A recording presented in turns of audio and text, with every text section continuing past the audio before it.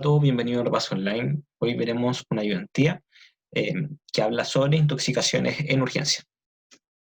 Veremos un poco de lo que es el manejo inicial en todo paciente intoxicado y hablaremos de forma específica sobre intoxicaciones con paracetamol, con alcohol, con benzodiazepinas y con monóxido de carbono.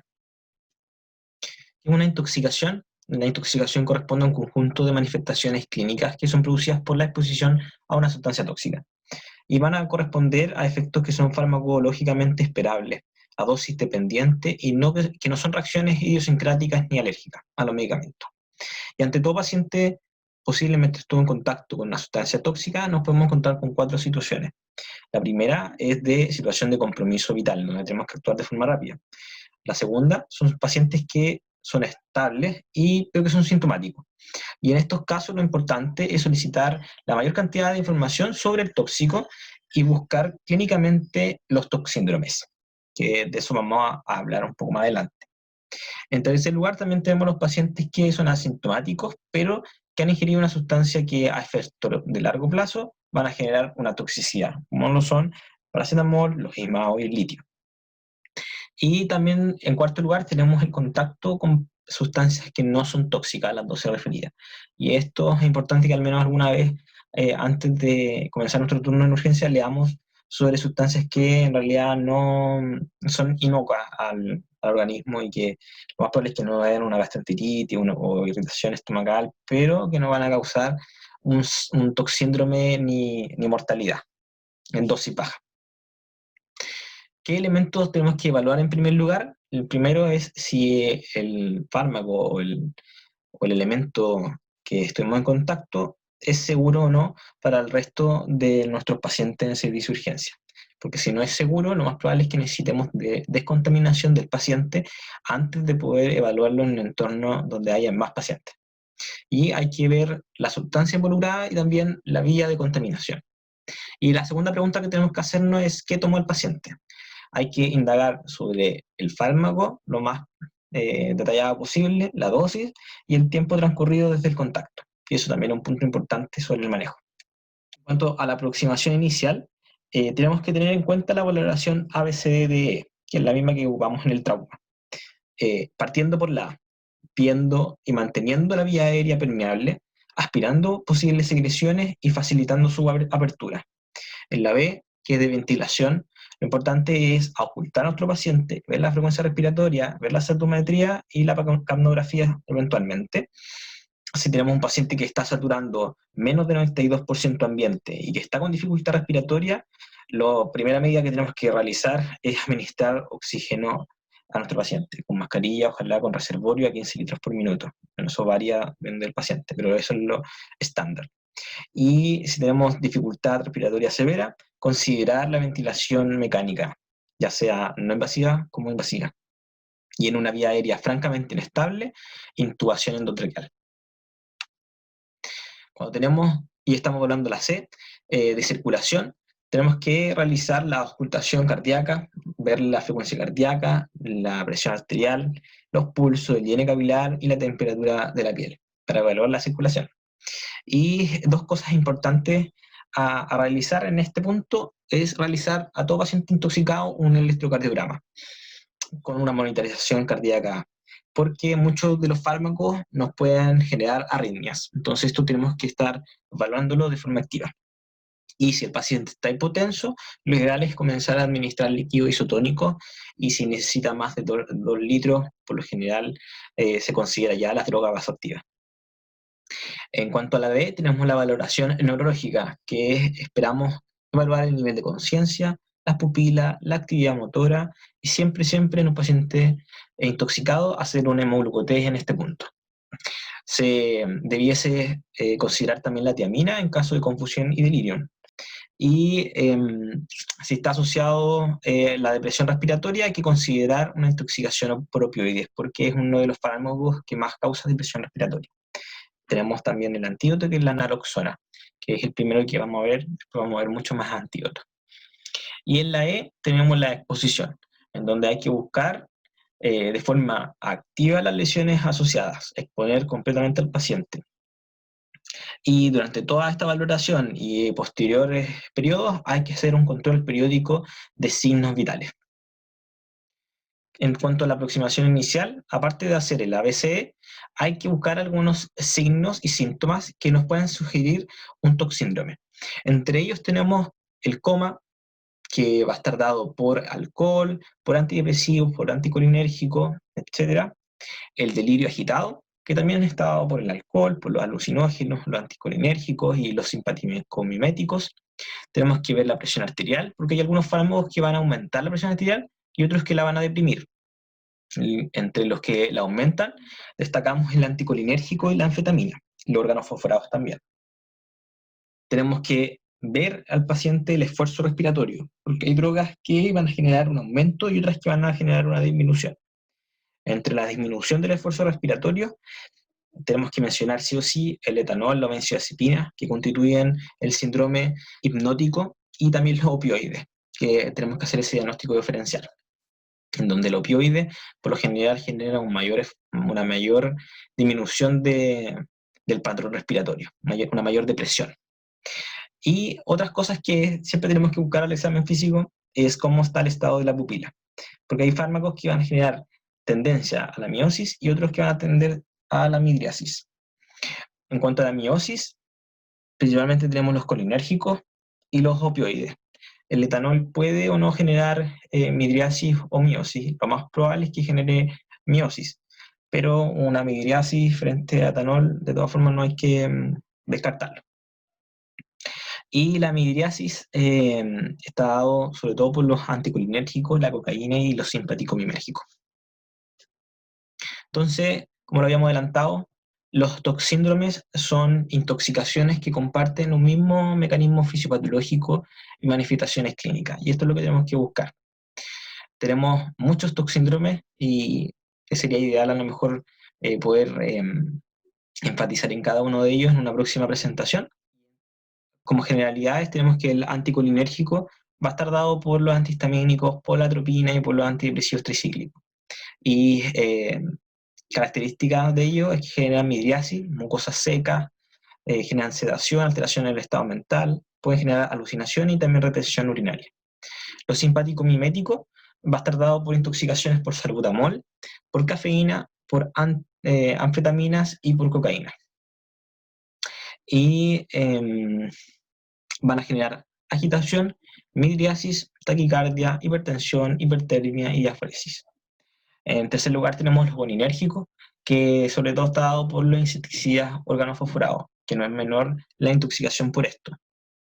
De hecho, se tratan con anticolinérgicos como lo de la atropina. Y los característicos que generan son la miosis, el lagrimeo, el broncoespasmo y la broncorrea. Sobre todo el broncoespasmo y la broncorrea, que de hecho nosotros al administrar atropina en estos pacientes lo que buscamos es clínicamente la disminución de la broncorrea, para ver si el fármaco está en una dosis adecuada o no.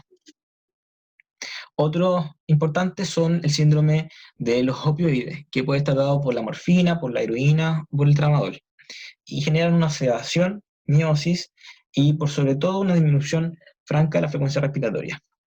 El serotoninérgico va a estar dado por inhibidores selectivos de la recaptura de serotonina y va a generar un estado de mental alterado, y lo que también podemos ver harto en estos pacientes es la hipertensión y la hiperreflexia y los clonos. Lo otro que vamos después a ver y de forma más detallada es el sedante hipnótico, que puede estar dado por benzodiazepinas, por barbitúrico y por etanol. Y va a generar un nivel de conciencia disminuido, miosis y depresión respiratoria. Entonces, muy parecido a lo que es el síndrome por opioides. En cuanto a las pruebas de laboratorio, no son de rutina, están indicados según el tóxico ingerido y específicos para evaluar también el daño de órgano blanco según el tóxico ingerido. Pero de los que son más útiles tenemos siempre el hemoglucotés y la glicemia por realizar, porque muchos tóxicos van a generar hipoglicemia, los niveles séricos de paracetamol, de salicilato, de etanol o de digoxina, también algunos niveles de examen de orina, como la anfetamina, la metanfetamina, la benzodiazepina, el barbitúrico, la cocaína y el opioide. Y entre los otros exámenes, uno de los más importantes es los gases venosos, porque esto nos va a permitir ver el estado metabólico del paciente, si tiene o no una acidosis. La función renal, también importante, los electrolitos plasmáticos y siempre en una paciente joven el test de embarazo. ¿Qué técnicas tenemos para la descontaminación? Principalmente podemos contar con el lavado gástrico, pero es importante mencionar que este no es rutinario. Nos va a permitir retirar las pastillas y las píldoras que están en la cavidad gástrica. Se utiliza, se utiliza este método con un paciente en decúbito lateral, más una vía aérea protegida, sobre todo si tenemos compromiso de conciencia. La sonda que más se utiliza para este procedimiento es la sonda orogástrica, que es mucho más grande y gruesa que la sonda nasogástrica, pero en realidad en nuestro servicio de urgencia la que más he visto es la nasogástrica. Y se utilizan bolos de suelo fisiológico de 10 ml kilos con aspirados de forma inmediata. ¿Cuándo hay que considerar un lavado gástrico? Por lo general, en los tóxicos que son de alta mortalidad, porque este lavado gástrico no es inocuo y tiene riesgo al realizar estos aspirados de forma inmediata de generar una neumonía aspirativa. Y lo otro importante es que la exposición a los fármacos tiene que ser menor a 1 hora, porque el objetivo es poder lavar los fármacos que están en la cavidad gástrica, y mayor a 1 hora lo más probable es que ya los fármacos no estén y que hayan sido absorbidos la mayor cantidad de ellos. Tiene que ser también con una vía aérea controlada. Otra de las formas de descontaminación tenemos el carbono activado, que va a permitir la absorción del tóxico, también dentro de los primeros 60 minutos, con la misma lógica que la anterior. O sea, si no tenemos ya los fármacos en la cavidad gástrica, van a ser inefectivas estas medidas. No es rutinario tampoco, y solamente hay que considerarlo si es que el tóxico es potencialmente letal, con una vía aérea asegurada, porque muchas veces también pueden generar una neumonía aspirativa. Los pacientes vomitan, no están con una vía aérea asegurada, y esto puede generar un daño pulmonar agudo importante, un distrés importante, y también un daño a largo plazo crónico y riesgo de cáncer. No es útil utilizarlos tampoco porque no permiten la absorción de los tóxicos como los pesticidas, los hidrocarburos, el alcohol y el litio. ¿Qué antídotos tenemos? Bueno, los antídotos son sustancias que son capaces de contrarrestar el efecto del tóxico, y por su propia cuenta tienen la propia cinética y propiedades químicas, entonces también pueden ser potencialmente riesgosos. Y solo se utiliza, según el fármaco, las dosis y el cuadro clínico compatible. Se consideran también cuando el riesgo justifica su uso, o sea, un riesgo moderado a alto. ¿Qué antídotos tenemos? Sobre todo el oxígeno, cuando tenemos una intoxicación por monóxido de carbono, la naloxona, como lo habíamos dicho antes, cuando tenemos una intoxicación por opioides, la atropina y la fisostigmina en caso de una intoxicación por colinérgicos, como los órganos fosforados, los fragmentos FAP que se utilizan en la digoxina, la dextrosa en los hipoglicemiantes, la hidroxicobalamina en el cianuro. Cuando tenemos intoxicaciones por anestésicos locales, podemos utilizar emulsiones de lípidos endovenosos. El paracetamol, el antídoto por excelencia es la N-acetilcisteína, como veremos más adelante. El etilenglicol y el metanol son sustancias que son parecidas al etanol, pero son distintas. Y de hecho, uno de los antídotos utilizados es el mismo etanol, que es más inocuo que el metanol y el etilenglicol. Pero por elección, a estos fármacos el antídoto es el fomepizol, que no está en Chile, pero ese es el de excelencia. En cuanto a las intoxicaciones por hierro, tenemos la deferoxamina. En cuanto al plomo, el dimercaprol, la isoniazida, la piridoxina, y la benzodiazepina y hipnóticos tenemos el flumazenil, que vamos a hablar también más adelante. El CITUC es un centro toxicológico que es importante tener en cuenta, y siempre en nuestros primeros turnos tenemos que saber cuál es el número de ellos, porque nos van a salvar de muchas situaciones. Es un apoyo en el manejo ante la duda específica relacionada a la sustancia. Ya, ahora vamos a hablar un poco más de las intoxicaciones específicas. Tenemos la intoxicación con paracetamol, que es una de las más frecuentes, la más frecuente de hecho, y su riesgo está dado por una ingesta mayor a 140 miligramos kilo día, o en una dosis aguda mayor a 7.5 gramos en 24 horas. tiene varias etapas en cuanto a la sintomatología. En las primeras 24 horas, que es una etapa llamada la prelesión, los síntomas van a ser de náusea, vómito, diaforesia, anorexia, letargo y malestar general, todos inespecíficos. Y ya en una etapa 2, que desde los 24 a las 72 horas, es cuando la lesión hepática se establece. Y tenemos como clínica un dolor abdominal que va a ser predominantemente en el cuadrante superior derecho. Y también puede haber oliguria, porque en estos pacientes, en esta etapa ya comienzan a dañarse algunos órganos por la falla multiorgánica consecuente a la lesión hepática y se puede dar en un 25% de los casos injuria renal, perdón, con una elevación también de las transaminasas propias de la lesión hepática. En la etapa 3, que va a constar de los 2 a los 4 días, es donde ocurre la máxima falla hepática. Y clínicamente los pacientes podemos ya ver asociado ictericia y confusión por una encefalopatía hepática. Y también podemos ver hemorragia, que también es una de las manifestaciones por la falla hepática, por alteraciones en la coagulación, CIRS, sepsis, falla multiorgánica y edema cerebral. Y en la etapa 4, si que el paciente tuvo una recuperación de su sintomatología y no fue letal, desde las 4 días a las 4 semanas comienza a recuperarse la función hepática. Cuanto a los exámenes, también en esta etapa es importante tener en cuenta que en la etapa de la prelesión los exámenes de laboratorio pueden ser normales. Y en la etapa ya 2, después del primer día, comienzan a elevarse las transaminasas como la ACT y la ALT. Y el BUN y la creatinina también pueden estar alterados por la oliguria y la falla renal. En la etapa 3, que ya es la de la máxima falla hepática, va a estar el pic de elevación de las transaminasas. El tiempo de la protrombina puede estar prolongado y con ello generar hemorragias. Y también los niveles altos de bilirrubina que se van a ver manifestados por la ictericia a nivel clínico. Y en la etapa 4 ya comienza esa recuperación de la función hepática, así que todo anda bien y tenemos suerte. En todas las etapas, sobre todo en la etapa 2 y la 3, vamos a tener los niveles séricos de paracetamol elevados.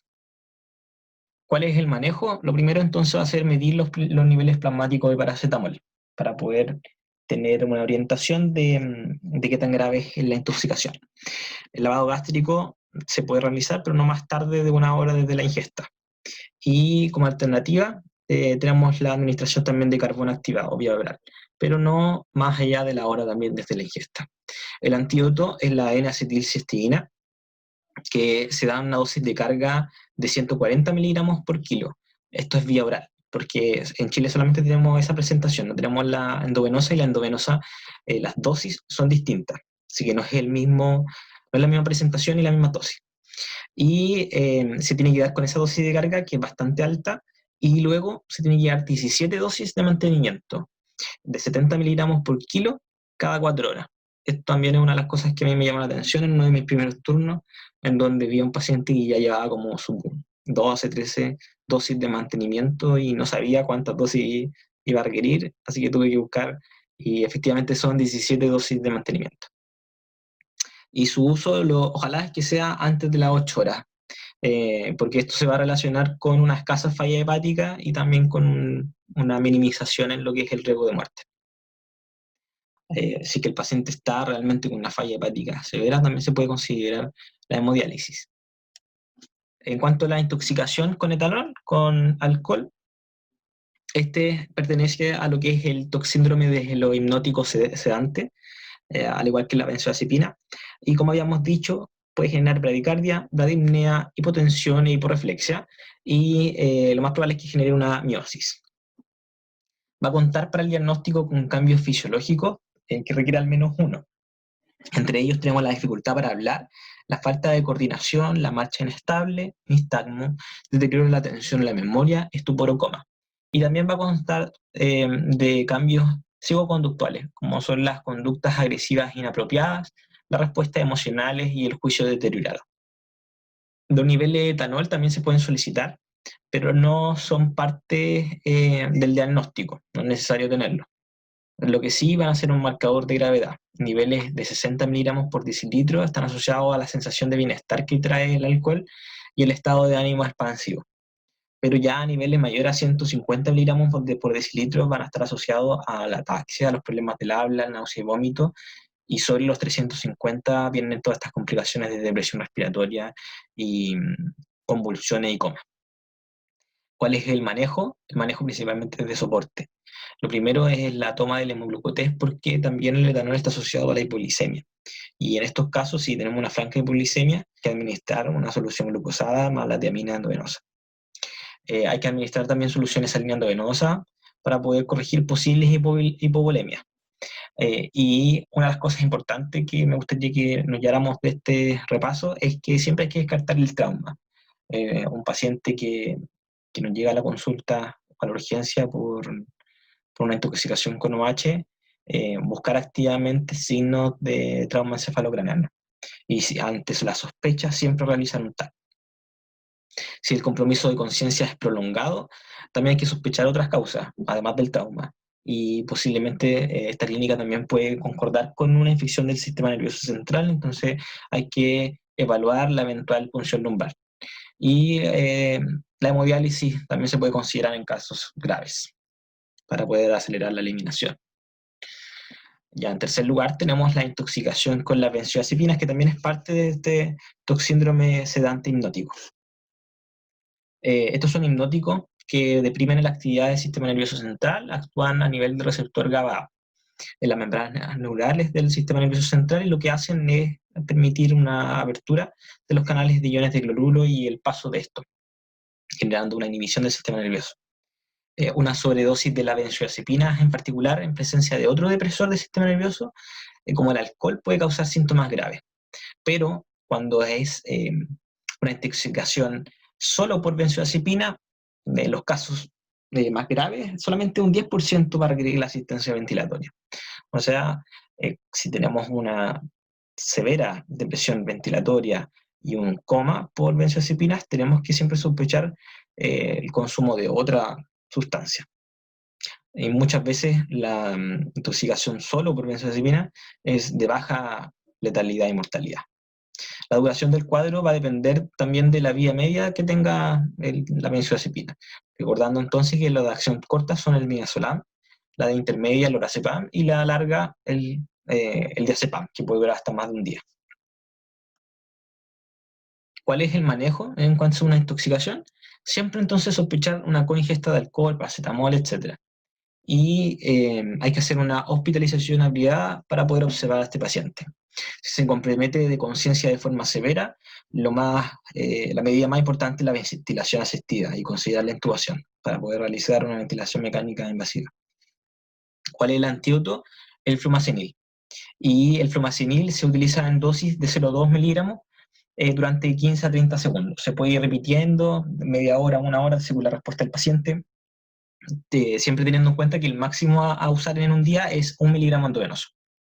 El problema del flumacenil, y por lo que hay que tener cuidado, es que es de vida media corta y como es un inhibidor de la benzodiazepina y actúa a nivel del sistema nervioso central, generando una estimulación de este, va a generar convulsiones.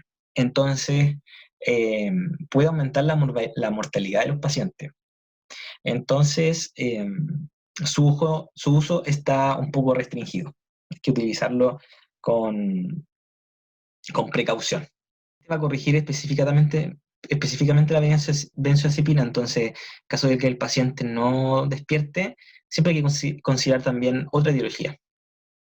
Y ya por último, tenemos el cuadro de intoxicación por monóxido de carbono, que tenemos que tener siempre una alta sospecha, sobre todo en los meses de invierno, y en contactos sintomáticos intradomiciliarios, o sea, que nos lleguen varios pacientes de una misma familia con cefalea, eso no es normal, no existe la epidemia por cefalea, entonces tenemos que pensar siempre en una intoxicación por monóxido de carbono. Y sobre todo si tienen una historia de exposición a una fuente potencial, como lo son los traseros, las estufas o la cocina a leña, etcétera, todo lo que tenga que ver con combustión. Las concentraciones de carboxiemoglobina, los valores van a variar si el paciente es fumador o no fumador. Los fumadores, por lo general, tienen niveles de carboxiemoglobina más altos hasta un 10 o un 15%. Y los no fumadores, lo normal es que tengan niveles bajos los 3%. Entonces es una de las cosas a tener en cuenta en la anamnesis, preguntar si el paciente es fumador o no. Y en cuanto a la curva de la carboxihemoglobina, tenemos este cuadro que es importante conocer. Tenemos con 0% de carboxihemoglobina en la curva normal de la saturación de oxígeno, en donde niveles mayores a 94% de saturimetría interpretan de que el paciente está con una presión arterial de oxígeno alta, normal, mayor a 80 milímetros de mercurio. Pero cuando tenemos la carboxihemoglobina, esta curva se va a desplazar hacia la izquierda y va a generar una falsa saturometría normal. Pero a niveles de 94% de saturometría, el paciente no va a estar presentando una óptima presión arterial de oxígeno. Va a estar con menor a 60 y eso ya representaría una insuficiencia respiratoria importante. ¿Cuáles son los síntomas de la intoxicación de monóxido de carbono? Esto van a depender también del nivel de carboxihemoglobina, pero por lo general los niveles menores a 20%, los síntomas van a ser los típicos de cefalea, disnea, cambios visuales y confusión. Y esto confiere una gravedad leve. Pero ya desde 20 a 40%, la sintomatología va cambiando a irritabilidad, a juicio disminuido, a visión disminuida, a náusea y a fatiga fácil. Los niveles graves ya son los mayores a 40 a 60% de la carboxihemoglobina y la sintomatología ya comienza a cambiar a alucinaciones, a confusión, a coma. Mientras que niveles sobre los 60% ya hablamos de niveles mortales y letales. Otra cosa que tenemos que tener en cuenta es que clínicamente puede generar una isquemia miocárdica y radiomiolisis. Y a nivel de largo plazo puede generar secuelas y también una encefalopatía retardada. Así que no es tan fácil en cuanto al diagnóstico y los síntomas. Ya para finalizar entonces el manejo, lo principal es interrumpir la exposición. Y esto también es uno de los puntos importantes porque si no pesquisamos al paciente, no sospechamos la intoxicación por monóxido de carbono y mandamos a nuestros pacientes con cefalea a la casa, a esta familia con cefalea a la casa, estamos mandándolo a la misma fuente de exposición. Entonces, hay que ser activo en sospechar la intoxicación por monóxido de carbono y tratar de disminuir también la exposición a estos gases. Hay que solicitar a la concentración de carboxihemoglobina para poder hacer el diagnóstico y tenemos que solicitar también otros exámenes que pueden ser útiles como la función renal, la glicemia, el electrolito plasmático, las enzimas cardíacas por el riesgo que tiene también de isquemia cardíaca, el ácido láctico, los gases venosos, los gases arteriales y la CKMB para poder ver o no la radiomiolisis. Eso dependiendo también de la clínica del paciente. Si está con síntomas leves, puede ser no útil solicitar todo estos exámenes. Siempre realizar una monitorización con electrocardiograma para poder descartar algunas arritmias y la saturometría no es lo ideal. Hay que realizar otras mediciones, ojalá con un coxímetro. Y el antídoto, como ya lo habíamos adelantado, es el oxígeno con una FiO2 al 100%, ojalá con una mascarilla con reservorio. Y en caso de insuficiencia respiratoria importante o pacientes comatosos, ya tenemos que contar y considerar la ventilación mecánica con un oxígeno al 100%. La vida media de la carboxihemoglobina también es importante tenerla en cuenta. Por lo general, respirando de ambiente, tiene una vida media de 4 a 6 horas. Cuando nosotros administramos el oxígeno al 100%, la vida media desciende a aproximadamente unos 40, 90 minutos de vida media. Y el oxígeno hiperbárico, que es una de las medidas que se pueden utilizar, va a disminuir esta vida media a menos de 30 minutos. Y por eso es súper útil. Pero el problema es que el oxígeno hiperbárico es una medida que no está en todos los centros. De hecho, parece que solamente tenemos en Santiago y en muy pocos centros. Y va a exponer al paciente a 100% también de oxígeno, pero bajo condiciones supraatmosféricas y que van a permitir una mejoría más temprana al paciente. ¿Cuáles son las sugerencias, eso sí, de que podemos utilizar el oxígeno hiperbárico? Sobre todo cuando tenemos una carboxihemoglobina mayor a 25% y en caso de tener una mayor a 20% es la embarazada. Un coma persistente o una acidosis metabólica grave con un pH menor a 7. y también en la isquemia miocárdica, considerarlo. Para finalizar, un caso clínico, tenemos una mujer de 22 años que es llevada a la sala de urgencia en ambulancia por un intento suicida, entre comillas, y refiere que posterior a una fiesta, al llegar a su casa, tomó un puñado de pastillas para dormir. En la exposición se ve letárgica y mueve todas las extremidades ante los estímulos dolorosos. La presión sanguínea es de 110/70, la frecuencia cardíaca es de 80 y la saturación de oxígeno es de 99. Las pupilas tienen un tamaño normal y reaccionan a la luz. Los reflejos tendinosos profundos son normales en ambos lados. Y en la cena se le administró un bolo endovenoso de glucosa y una ampolla de naloxona sin respuesta. Su novio, con el que tuvo una pelea, trae el fármaco de medicamento para dormir que dice lorazepam. Entonces, ¿qué tenemos que tener en cuenta? Lo primero es que, y que hay que preguntar, es que la paciente estuvo en una fiesta y que después tomó estas pastillas. Entonces, hay que preguntar si la paciente consumió o no otras cosas, ¿cierto? Porque eso puede agravar el compromiso de conciencia y la insuficiencia respiratoria. Ver si consumió o no alcohol. Porque una intoxicación por la lorazepam, que se haya tomado unas 5 pastillas, puede ser potencialmente no letal.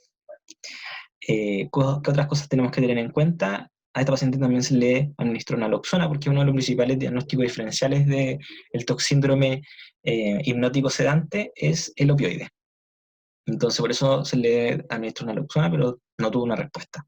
Lo principal de este manejo es el de soporte y el de estar constantemente vigilando a la paciente, su frecuencia respiratoria y su respiración en realidad, porque tenemos que aportar ventilación mecánica o oxígeno en caso de que la paciente lo requiera. Gracias.